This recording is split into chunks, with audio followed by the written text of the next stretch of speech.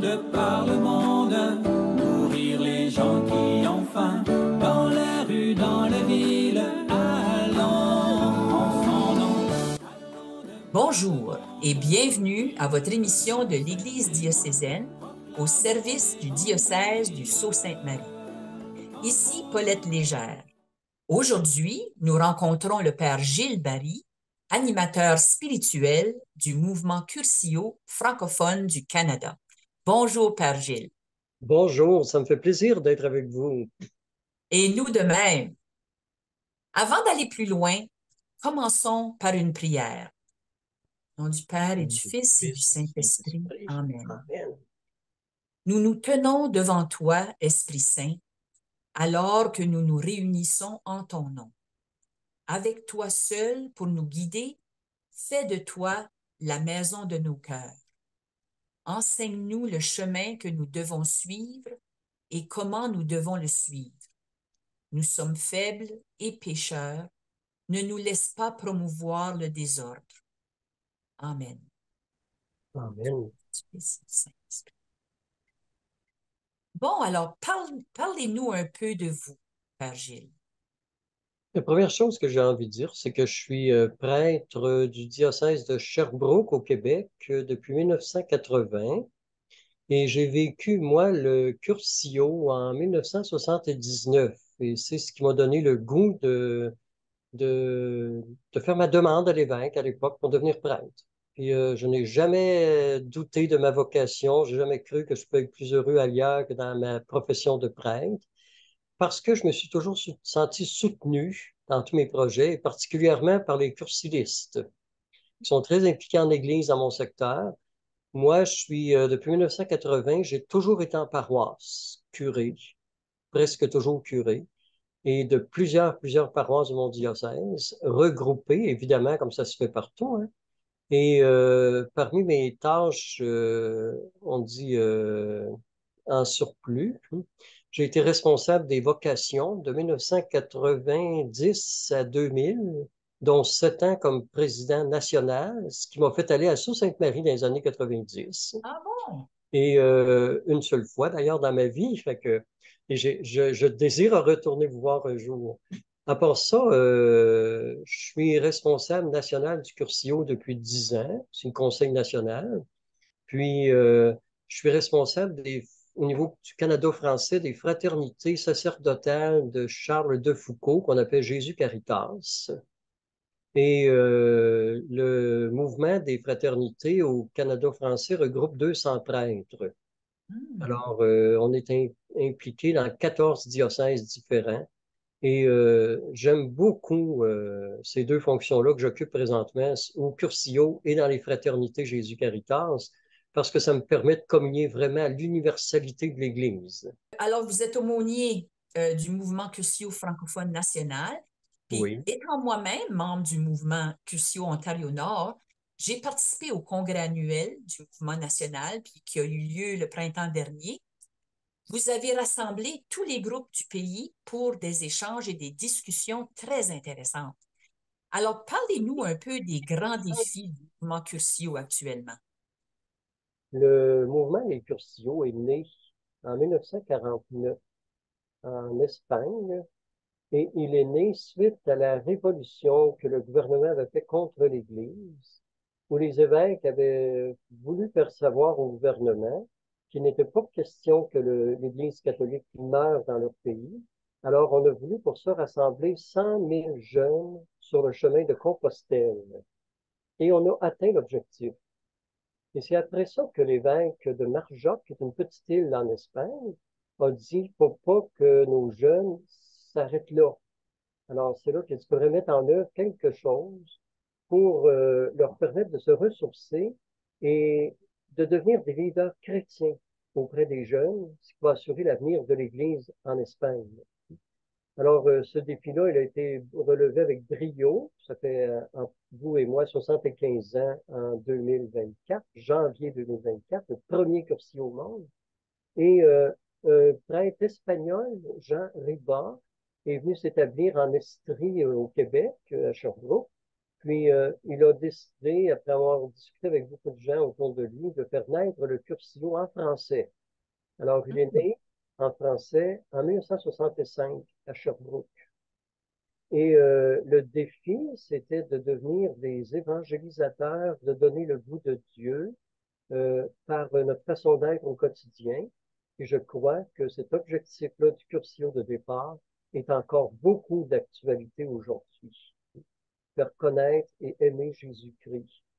Pas par des enseignements, mais par notre témoignage de vie, puis par notre accueil des gens autour de nous. Oui, je suis d'accord avec vous.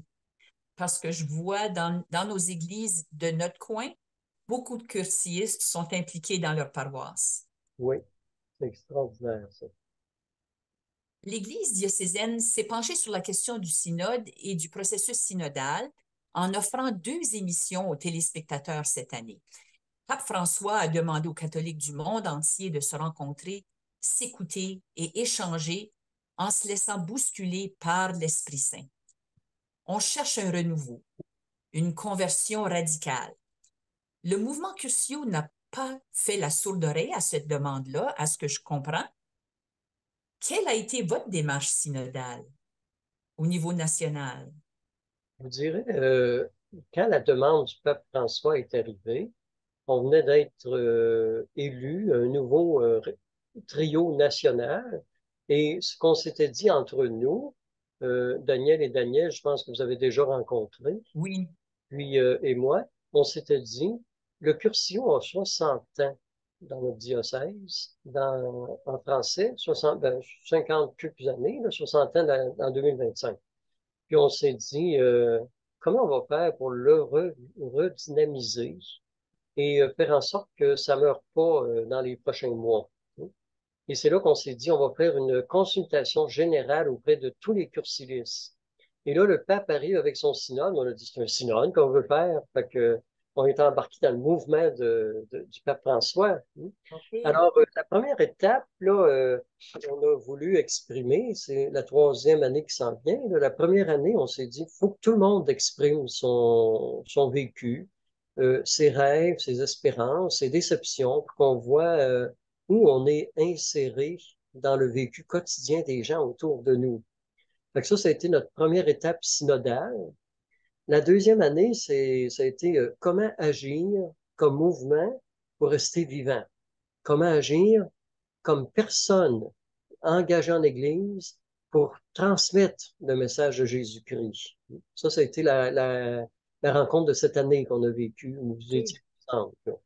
Et là, on s'en va vers une 3e année où on en est encore comme encore plus pointu, là. Comment vivre en cursilis au quotidien, comment notre influence peut inspirer les autres. Et c'est là qu'on découvre vraiment la démarche synodale du pape François, qui est de être capable de faire les choses ensemble. L'autorité de commandement n'existe plus. Ça prend une autorité de service, une autorité de gens qui sont avec les uns, avec les autres, qu'on découvre ensemble, qu'on chemine ensemble. C'est ça le synode, dans le fond, c'est d'apprendre, c'est tout un langage, c'est tout un vécu d'Église.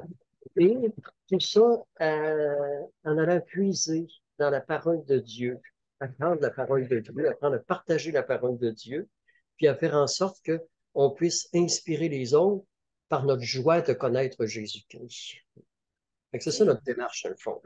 Comment est-ce que ça s'est déroulé dans le quotidien ou dans la réalité des choses? C'est que on avait au départ des cursillos qui se vivaient. Cursillo, cursillo, le mot cursillo, hein, c'est un mot espagnol qui veut dire fin de semaine. Alors, quand on dit j'ai vécu une fin de semaine de cursillo, on se répète. Alors, le cursillo, ça veut dire fin de semaine. Et on OK. avait des fins de semaine pour permettre aux gens là, de découvrir Jésus-Christ, de découvrir l'Église. Alors, de 3 jours et demi, où j'ai toujours dit, moi, le cursillo, là, dans le fond, c'est comme un petit cours de spiritualité ou de théologie, où on voit toutes les questions qui concernent le vécu en Église, sous forme de témoignages. Hmm. Alors, ce qui fait que ça devient beaucoup plus intéressant que des cours. Oui, Et oui. par exemple, on a un petit bloc sur les sacrements où on peut pas tout dire parce qu'on a comme 1 heure et demie pour parler des 7 sacrements, alors que moi, quand j'étais à l'université pour devenir prêtre, c'était des cours de 45 heures par sacrement. Hein. Fait qu'on peut pas Wow. tout dire. Mais ce qu'on veut, c'est pas tout dire, c'est donner le goût, hein, de découvrir davantage. Et on s'est aperçu que 3 jours et demi, c'était beaucoup demandé aux gens. D'abord, les frais sont rendus très onéreux pour louer un endroit pour faire la fin de semaine. 3 jours et demi, ça oblige les gens qui travaillent à perdre une journée d'emploi, ça oblige les jeunes couples à avoir des gardiennes pour les enfants, puis tout ça. Alors, on est passé dans la plupart des diocèses du Canada français à 2 jours et demi. Et même 2 jours et demi, ça s'avérait difficile à des endroits.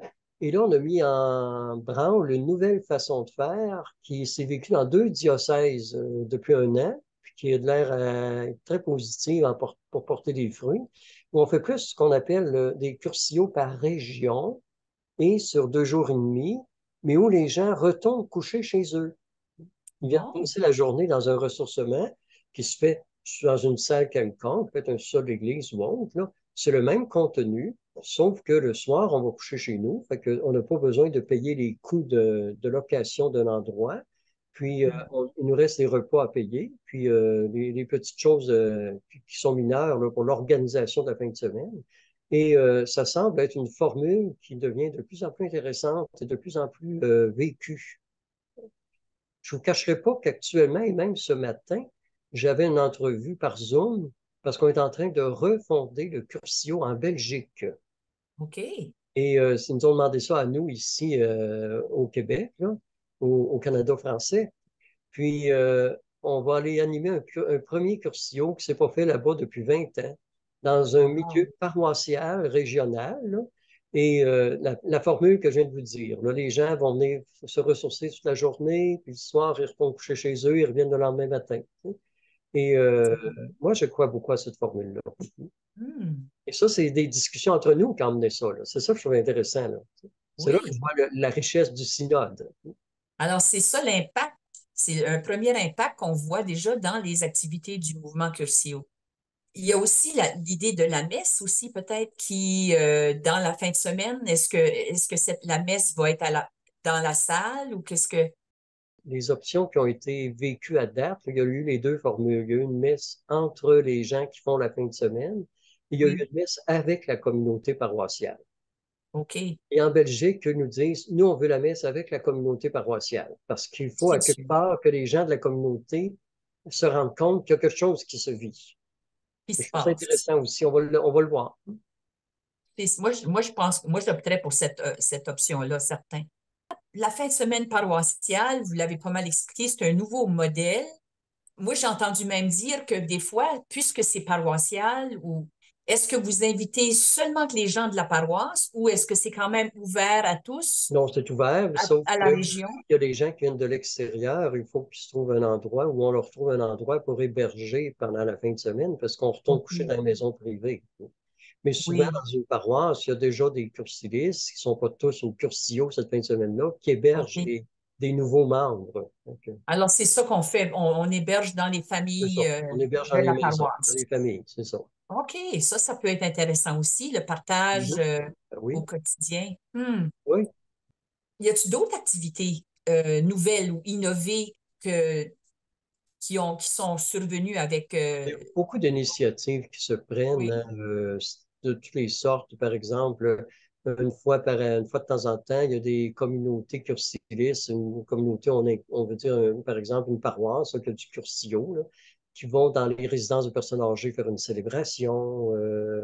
Il y a des activités qui sont faites, récréatives, qui sont ouvertes à des non-cursilistes pour leur permettre justement ou des activités familiales avec les enfants, les petits-enfants. Là, puis, alors, il y a beaucoup, beaucoup d'initiatives qui se prennent, puis qu'on regarde aller actuellement, on trouve ça, on applaudit ça. Hein. Tantôt, c'est vous beaucoup. disiez qu'il y a beaucoup de gens engagés dans vos paroisses qui ont vécu le Cursillo. Hein.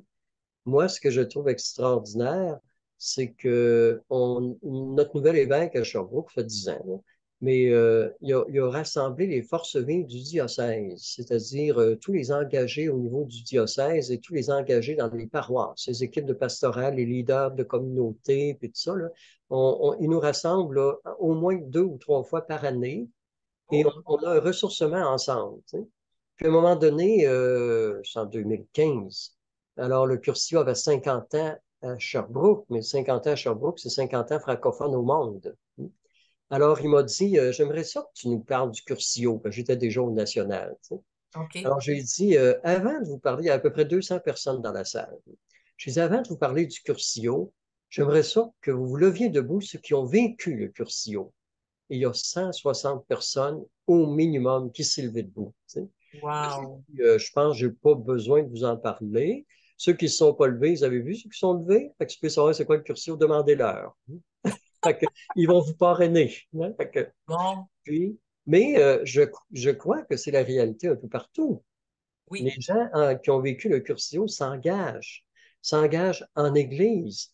Mais moi, je sais, comme je disais tantôt, pour avoir toujours été en paroisse, que beaucoup de cursilistes engagés dans les œuvres caritatives, dans les œuvres sociales, puis même dans les œuvres politiques. J'avais, à un moment donné, j'ai été curé à Lac-Mégantic après la tragédie ferroviaire, 6 ans. Et dans ce secteur-là, j'étais responsable des 17 villages autour de Lac-Mégantic. Et sur tous ces gens-là, il y a aux 5 maires de municipalités qui étaient des cursilistes. Wow. Alors, moi, je me dis, les vraies transformations arrivent toujours par la base. Alors, c'est pas le gouvernement qui va reculer pour reconfessionnaliser l'État. Hein. Mais si on est des gens chrétiens engagés en politique, ça va venir par la base. Hein. Et c'est ça qui me fait rêver, moi. Ben, je dirais que ce qu'on peut apporter, c'est d'abord la certitude par notre façon d'être et par nos convictions que l'Église n'est pas en fin de vie. Hmm. Alors, l'Église, elle a de l'avenir, sauf que l'avenir, elle ne passe plus dans les choses éclatantes, mais elle passe dans nos petits mouvements de chaque jour. Alors, Hmm. dans notre humilité et notre simplicité. Je pense, entre autres, le rapport des évêques du Canada pour le synode qui a été envoyé à Rome. Il y a un article dans lequel on dit, on pense, disent les évêques, que l'avenir de l'Église au Canada, elle passe par les petites cellules de partage évangélique. Alors, on s'est empressé, nous, d'écrire à tous les évêques et de leur dire, ces partages évangéliques-là, vous les avez dans un mouvement comme le Curcio. Alors, intéressez-vous à ça, puis vous allez développer l'avenir de votre Église. J'entends le pape François qui dit toujours, il faut aller sur le terrain des gens. Il ne faut pas attendre qu'ils viennent à nous, il faut aller vers eux. Il faut aller vers eux, pas pour les évangéliser dans le sens qu'on lui fait la morale, mais pour les écouter, les encourager, leur offrir notre aide quand il y a des choses difficiles. Ça, je pense que c'est le message que donne le Curcio. Et c'est Hmm. le message qui fait que notre Église, elle a de l'avenir. Bon. Et c'est encourageant. À quoi peut s'attendre quelqu'un qui décide là, de faire une fin de semaine Curcio? Ça, c'est une chose que je trouve intéressante, votre question, parce que quand on avait 3 jours et demi, quand on arrivait le jeudi soir, vendredi matin, on parlait de l'idéal, on parlait de choses qui font partie du vécu, du quotidien, puis tout ça. Mais on ne parlait pas de Jésus-Christ, on ne parlait pas de l'Église. Alors, moi, je dis toujours maintenant qu'on est passé à 2 jours et demi, on a gardé les mêmes thèmes. Mais quelqu'un nous dit son idéal, et si son idéal est inspiré par sa foi, il parle de sa foi déjà. Fait que faut s'attendre, quand on veut vivre une fin de semaine de Curcio, qu'on vit une expérience spirituelle. Il faut le savoir en partant. Moi, j'ai entendu des gens, quand j'ai vécu mon Curcio en 79, là, on disait, il faut que tu amènes ton costume de bain, il faut que tu amènes, un peu comme l'initiation des chevaliers de colon jadis, il faut que tu amènes le chou pour la chèvre, et tout ça. Là, tu sais. Arrêtons de faire des mensonges, là. C'est une expérience spirituelle. Tu sais. Alors, si les gens qui viennent, il faut qu'ils s'attendent à entendre parler de Jésus-Christ, il faut qu'ils s'entendent à entendre parler de l'Évangile puis de l'Église, mais pas d'une Église en aspiration, mais une Église du quotidien. C'est ça. J'entends bien parce que je comprends que aujourd'hui, le curcio actif puis valable pour le futur, c'est un curcio, c'est un une activité qui s'attarde au quotidien des gens, qui va auprès d'eux en humilité puis en fraternité. Ce qui se vit aussi, j'ajoute, ce qui se vit dans des diocèses, par exemple, là, les jeunes adultes qui n'ont pas été confirmés, puis qui demandent la confirmation, là, il n'y a rien de mieux qu'une fin de semaine du Curcio pour les mettre dans le bain de la confirmation. Hmm. Et ça se fait dans des diocèses. Ils leur proposent, parmi les activités possibles, d'aller vivre une fin de semaine de Curcio et ils disent, allez avoir tout ce qu'il vous faut pour savoir si oui ou non vous voulez vivre en confirmé. Fait qu'en fin de compte, si l'évêque d'un diocèse renforce ou appuie son mouvement Curcio, puis fait certain que le groupe qui organise ça est solide, puis peut appuyer vraiment toutes ces démarches-là. de- Exactement. Et c'est de- écrit dans le livre du Code fondamental du mouvement. Il y a des perles là-dedans hein, que j'ai ressorties, Oui, que j'ai oui, découvert, hein, qu'on n'avait jamais arrêté notre attention là-dessus. Mais le livre des Codes fondamentaux, c'est ce que les Espagnols ont écrit dans les années 49, 50, 51. Là, tu sais. c'est Et encore on valable. dit toujours le premier responsable du curcio dans un diocèse, même s'il ne l'a pas vécu, c'est l'évêque. Bon. Il ne faut pas oublier ça. Notre Eh évêque bien, a son importance. nous autres, on est chanceux parce que notre évêque a vécu un Curcio. Oui, je connais votre évêque et je Oui, vous trouve chanceux. oui, Ça, je peux vous le dire. J'espère que vous en profitez bien. oui, on en profite certains. C'est ça. Alors là, il y avait des questions sur la sainteté. Parce que Oui, j'ai écouté l'émission sur le processus synodal que l'Église diocésaine a diffusé. Puis notre évêque, Monseigneur Dowd, il nous dit, et je cite, pour moi, dans Vatican II, l'appel à la sainteté est profondément important. Parce qu'il parlait, je l'ai sorti un peu de contexte parce qu'il parlait il ne voyait pas que un changement structural à la lumière du synode allait changer les cœurs. C'est pas mhm. nécessairement là, mais c'est plutôt au niveau de la sainteté. Puis justement, quand j'ai relu mes notes de votre conférence du congrès, j'ai vu le numéro 93 des idées fondamentales qui disait le mouvement Curcio a toujours tenu comme un de ses deux buts fondamentaux à proclamer et à susciter la vocation des laïcs à la sainteté. Alors j'ai pensé, waouh, les choses se réunissent ou les idées sont les mêmes. Finalement, si on s'écoutait bien, on finirait par savoir qu'on dit toute la même chose, puis qu'on pourrait aller de l'avant. C'est ça. Alors, puis j'ai marqué aussi le slogan du premier Curcio de Majorque que tu fais en 1949, qui disait, nous voulons être des saints afin que par notre enthousiasme, notre dévouement et notre esprit de charité, les autres le deviennent aussi. Alors, c'est quasiment pour moi, c'est une révélation de dire, il faut retourner aux sources puis relire ce bouquin des idées fondamentales pour vraiment aller revivre ça. Ma question, c'était, est-ce que le curcio suscite toujours chez ces cursiistes d'atteindre la sainteté et comment s'y prennent-ils? Ça prendrait toute une émission pour répondre à ça, hein. Et OK, ce que je peux dire, juste pour simplifier et essayer de résumer, faudrait d'abord redéfinir c'est quoi notre vision d'un saint ou d'une sainte. Je pense à important. une grande théologienne qui est une petite fille de 2 ans qui m'a demandé un jour, est-ce que Jésus faisait pipi comme tout le monde? Alors, c'est ça, la sainteté, c'est faire la même chose que tout le monde, mais avec un élan du cœur, puis un désir de un peu s'oublier pour se mettre au service des autres autour de nous. Alors, j'avais fait visiter une église. À l'époque, on faisait la catéchèse, on recevait les jeunes à l'église, on a visité l'église, puis les jeunes de première année, hein. À un moment donné, ben, j'étais dans une église, il y avait des vitraux qui étaient éclatants par le soleil cette journée-là. Ça plein de luminosité partout dans l'église, de toutes les couleurs, tu sais. À un moment donné, je leur ai expliqué que un vitrail, c'est l'histoire d'un saint. Puis, à un moment donné, un jeune qui dit, c'est quoi un saint? Il y en a un autre qui m'a coupé la parole, puis qui a dit, tu le vois bien, c'est quelqu'un qui laisse passer la lumière. Fait que, c'est un peu ça Oh, notre défi, hein. Laisser passer la lumière. Et là, j'entends le pape François qui dit, le curcio, s'il est vraiment vécu, parce que le pape François est cursiliste, hein? Alors, il dit, OK. le curcio, s'il est vraiment vécu, il il n'y a pas besoin de nouvelle évangélisation. Mais la nouvelle évangélisation a besoin des cursilistes. Bon. Ne vivez donc pas comme des gens isolés, repliés sur eux-mêmes, mais ouvrez-vous aux autres, créez de l'harmonie, accueillez-vous les uns les autres. Puis c'est là que vous allez prendre conscience que vous n'êtes pas à côté de l'Église, mais vous êtes au cœur de l'Église. Hey, c'est beau, ça m'encourage beaucoup.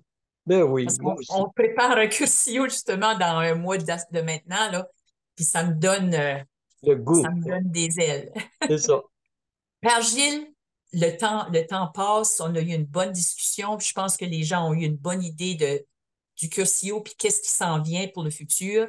Merci beaucoup d'avoir accepté cette rencontre malgré ton horaire chargé. J'en revenais pas des choses que tu fais. Merci aussi de nous avoir éclairé sur les derniers développements dans le mouvement Cursillo. J'invite les cursillistes qui écoutent à ne pas manquer vos articles dans la revue Cursilliste Pèlerin en marche. Je promets de vous garder dans mes prières afin que l'Esprit Saint continue de vous guider dans vos nombreuses responsabilités. Et je rêve un jour d'aller vous voir chez vous. Ben, on rêve à ça nous aussi. Ah, ça, soyez-en sûrs. Alors, pour ceux et celles qui nous écoutent à la maison, la prochaine fin de semaine, le prochain Cursillo dans la région Ontario-Nord est prévu le 15, 16 et 17 septembre à la Villa Loyola à Sudbury. La date limite pour l'inscription est le 6 septembre. L'information et les numéros de contact apparaissent à l'écran. Et à vous tous qui nous écoutent, merci d'avoir été des nôtres et que Dieu vous garde. Oh Jésus, je t'adore, tout mon être se prosterne. Oh Jésus,